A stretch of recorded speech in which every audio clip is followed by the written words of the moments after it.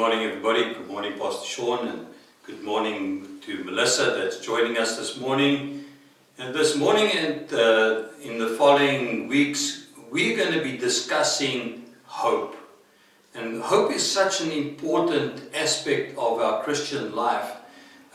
So I think it might be appropriate for us to just start right there and ask the question, what is hope? Pastor Sean. Hope is a couple of things to me.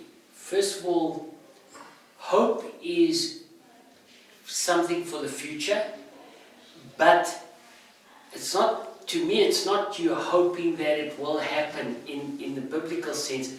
It's you have an assurance, that's your hope, that's your anchor, that's your foundation.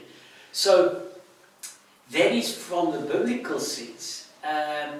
In terms of everyday life, I think we all have hopes and dreams.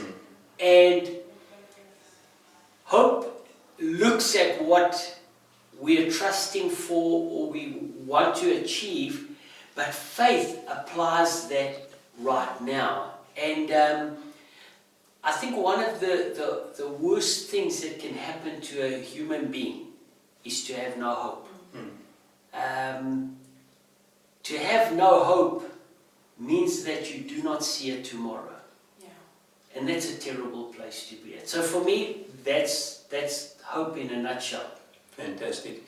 You know, I like what you're saying. I was reading a story about hope, and the gentleman made this comment. He says, we all arrive at an address called End of the Rope. And that's from a human perspective.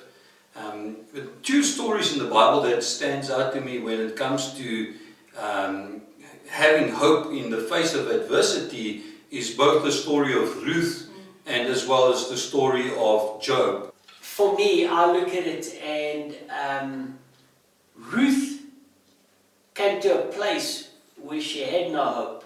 I mean, she changed her name to Mara, which means bitter.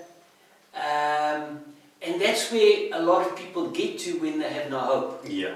They get to a place called bitter.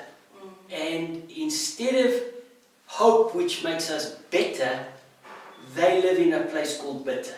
Yeah. And for me, what stands out in the whole story, you've got Ruth and Naomi is bitter. She's had enough. She's done with everything. And yet Ruth has that bit of hope that let's go back. She was from a foreign land.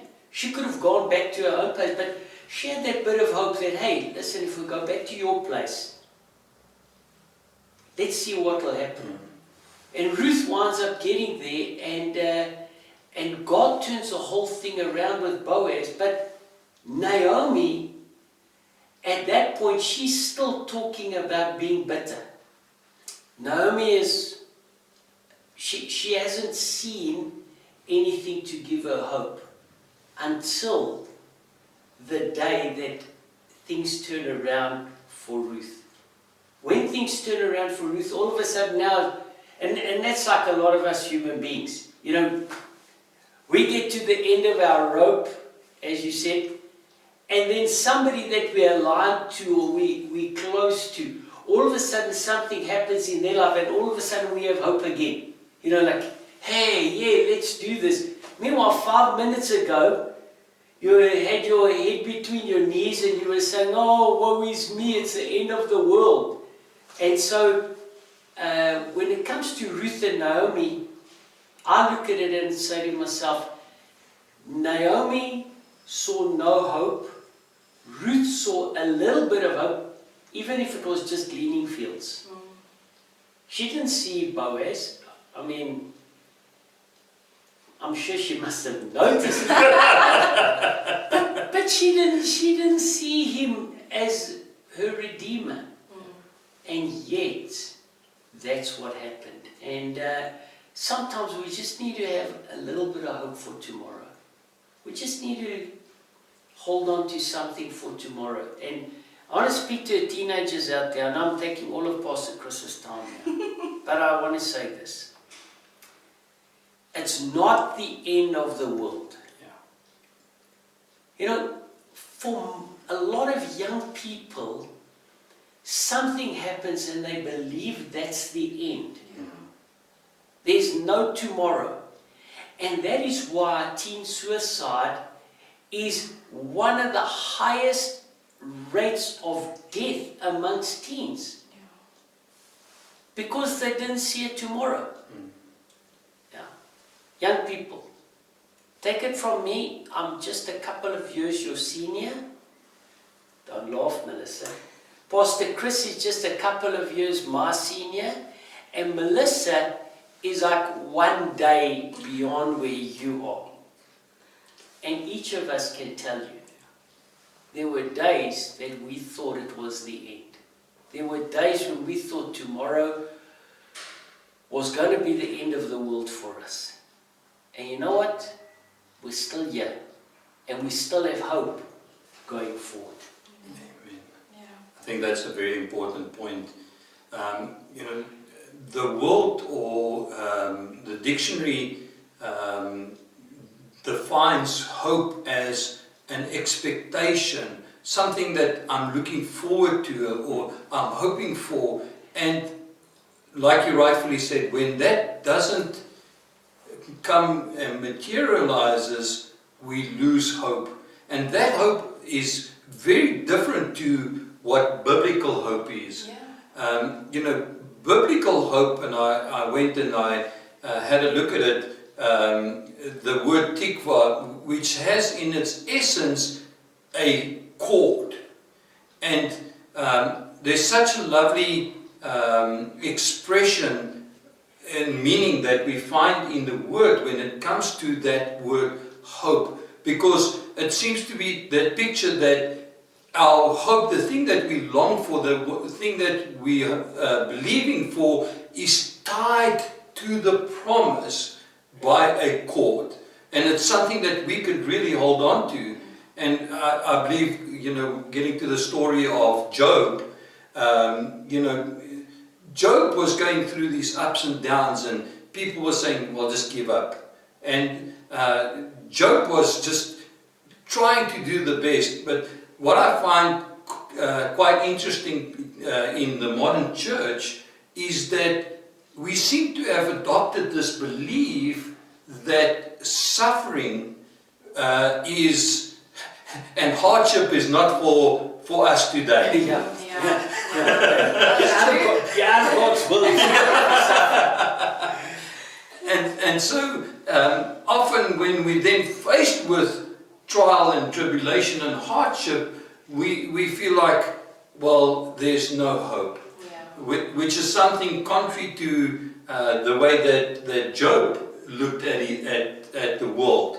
You know, Job had a very different understanding that, you know, what he was going through was part of living his life for God. And I think that's very important for us to understand. Yeah, I think our God has got such a sense of humor. Pastor Sean was giving his age away, so we'll go there. You know, when Pastor Sean was just a young man, there was a chocolate called a chomp. It's one of the best, eh? Yeah, and Younger, and Melissa knows what it is. and they had an advert with a punchline, and it was this big hippo, yeah, and the baby hippo, and what was the punchline? Oh, big mouth. Yeah. And I can just see, you know, God having this look at what Job is doing, and like, I think God was like, okay, boy, that's enough now. Oh, big mouth. And God starts to ask Job some questions, to just bring back a perspective of who God is and who Job is. And we'll touch on that. But the important thing with our faith is that our hope be linked to something or somebody. And that is obviously our faith in Jesus Christ. Yeah, well, we need to remind ourselves of the supremacy of Christ. I mean, I heard a statement that said, don't put your hope in others because the weight is too heavy for them to carry. And it's the same thing of putting a person on a pedestal, they have further to fall kind of thing. When you put your hope in the wrong things, you're going to be left hopeless because there's no substance there. There's nothing that can ground you in that. Our hope has to be in Christ. And I think, as tough as things went for Job, he still kept his eyes on God. Everything went wrong. I mean, he lost his family, he lost his animals, he was struck with sickness and disease, and he still kept his eyes on God, And I think we can learn a lot from that on hope. Yeah. I think that's so important to have this understanding that God is God. That's it. Yeah. And we are not. And we're not, and thank God for that. But, so God starts asking Job, he says, Job, when I formed the earth, where were you? Job, when I divided the sea between the land and the sea, where were you? Yeah. And so for 3 chapters of Job, God is asking Job some pertinent questions. And I think sometimes we need to ask ourselves those questions. When God formed the earth, who were we? Where were we? I mean, we the creation and not the creator. Yeah. And I think Timothy touches on that where he says, my faith and my hope is in Christ and in Him alone. Yeah. So these stories really start to highlight to us that we have to have a different understanding of what hope is.